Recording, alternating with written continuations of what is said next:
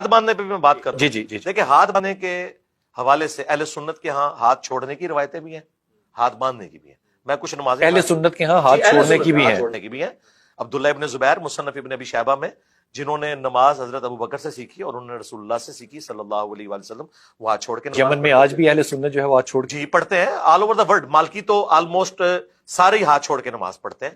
اگرچہ ان کی کتاب الموطا امام مالک میں ہاتھ باندھنے والی حدیث بھی ہے، اور وہی حدیث امام بخاری نے بھی لی امام مالک سے چند واسطوں سے. ہاتھ باندھنا بھی سنت ہے، ہاتھ چھوڑنا بھی ہاتھ چھوڑنا بھی سنت ہے. اس کو کوئی اس طریقے سے اختلاف نہیں بنانا چاہیے. میں دونوں طریقے سے نماز پڑھتا ہوں. نماز جمع کرنا سنت ہے. نماز جمع کرنا رسول اللہ صلی اللہ علیہ وآلہ وسلم کا زندہ معجزہ ہے. آپ سوچے ہوں گے کیا معجزہ بات کیوں کہہ ہے، رہا ہوں؟ کیسے؟ کیونکہ آپ علیہ السلام نے جب نمازیں جمع کی، صحیح مسلم میں اوپر تلے 10 احادیث ہے، 1628 سے 1637 تک.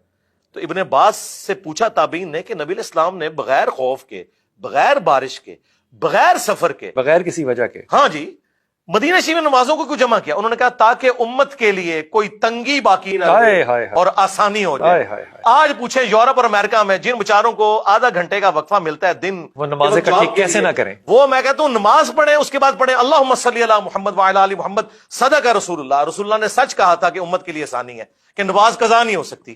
یہاں پہ بھی آرمی چیف ہوں، پرائم منسٹر ہوں، جن کی مصروفیات ہیں، زور اثر کو جمع کریں، مغرب اور عشاء کو جمع کریں، 3 اوقات میں 5 نمازیں پڑھ لیں.